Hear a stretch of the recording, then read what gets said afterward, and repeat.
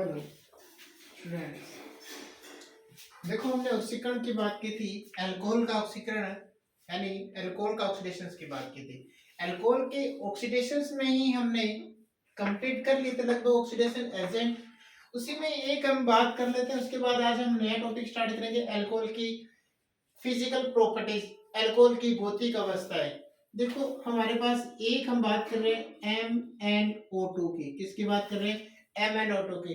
ये क्या करते हैं? यह केवल बेंजीलिक यह केवल यह केवल बेंजीलिक एंड तथा यह केवल बेंजीलिक तथा एलिलिक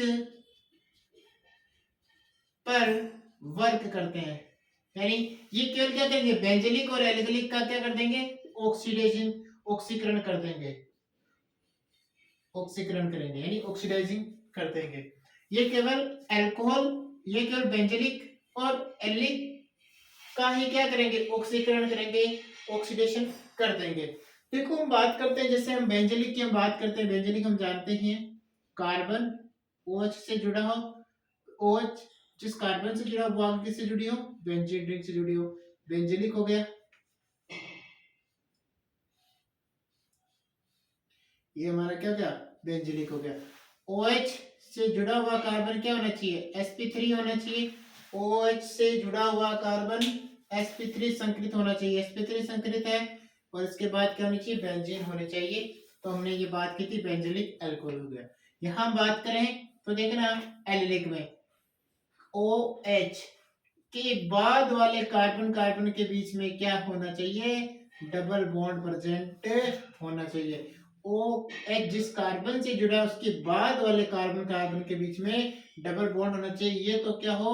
sp3 कार्बन हो, और ये क्या होना चाहिए? sp2। चले इसमें हम बात करते हैं, ये क्या करेंगे? 1 डिग्री अल्कोहल का एल्डिहाइड में चेंज करेंगे, 2 डिग्री अल्कोहल को कीटोन में चेंज करेंगे, 3 डिग्री अल्कोहल को कोई वर्क नहीं करते, यानी कोई काम नहीं करेंगे। ठीक है, 1 डिग्री अल्कोहल को तो किस में चेंज कर देंगे? 1 डिग्री अल्कोहल को एल्डिहाइड में चेंज कर देंगे, 2 डिग्री अल्कोहल को कीटोन में चेंज कर देंगे, 3 डिग्री अल्कोहल का कुछ नहीं कर सकेंगे, ये काम नहीं कर सकते। एग्जांपल ले लेते हैं अपने। चलो इसका एग्जांपल आप खुद करना, इसका एग्जांपल आप करना, ठीक है? फिर अपने देखेंगे, अगर नहीं होगा तो मैं करा दूं। आज हम बात कर रहे हैं अल्कोहल की, अल्कोहल की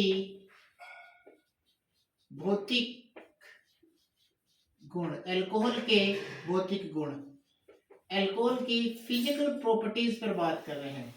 अल्कोहल की फिजिकल प्रॉपर्टीज पर बात कर रहे हैं, भौतिक गुणधर्म की बात कर रहे हैं। देखो हम बात करते हैं पहले इनकी भौतिक अवस्थाओं की। क्या बात करते हैं? इनकी भौतिक अवस्थाओं की, इनकी फिजिकल स्टेट देखते हैं। फिजिकल स्टेट की बात करें तो हमें पता है कार्बन 1 से कार्बन 11 तक, कार्बन 1 से कार्बन 1 से कार्बन 11 तक, कार्बन 1 से कार्बन 11 तक के अल्कोहल, कार्बन 1 से कार्बन 11 तक के अल्कोहल लिक्विड स्टेट में होते हैं, द्रव अवस्था में पाए जाते हैं। कार्बन 1 से कार्बन 11 तक, कार्बन 1 से कार्बन 12 तक के अल्कोहल में, अल्कोहल कौन सी फॉर्म होंगे? लिक्विड स्टेट में होंगे, ऐसे जिसमें कार्बन 11, 1 से लेकर 11 तक के कार्बन होंगे, वो OH क्या कहलाएगा? लिक्विड स्टेट में कहलाएगा।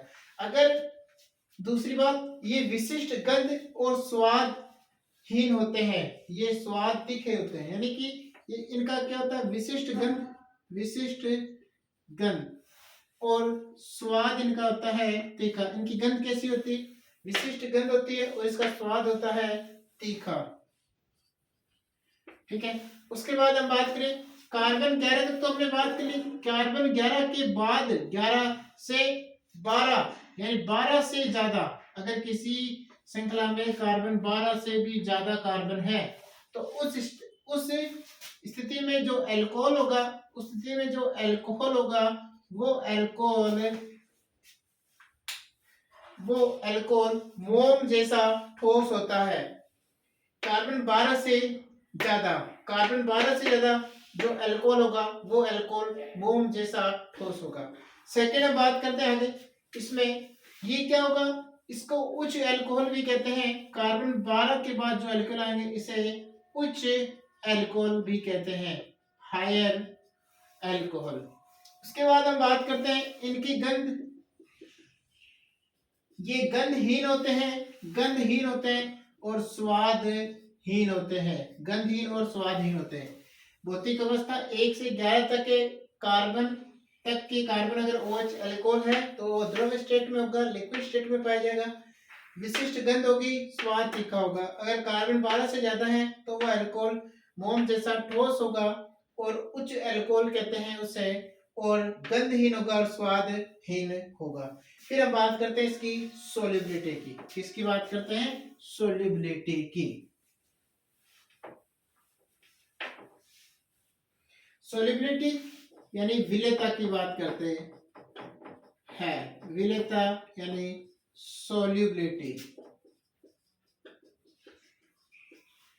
विलेयता की बात करते हैं, सोल्यूबिलिटी की बात करते हैं। अल्कोहल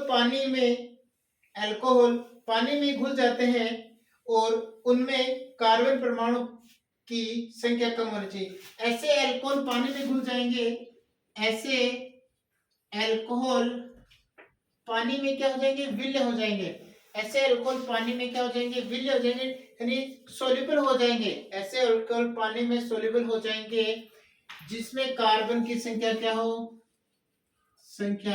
कार्बन की संख्या यानी नंबर ऑफ कार्बन क्या होने चाहिए? कम होने चाहिए। तो हम बात करते हैं अल्कोहल पानी में विलय हो जाते हैं, लेकिन ऐसे कंडीशन हो कि उसमें कार्बन संख्या क्या होनी चाहिए? कम होनी चाहिए। जितनी ज्यादा कम अल्कोहल की कार्बन श्रृंखला होती है उतने ज्यादा अल्कोहल पानी में आसानी से डिसॉल्व होते हैं या ज्यादा पानी में डिसॉल्व होते हैं।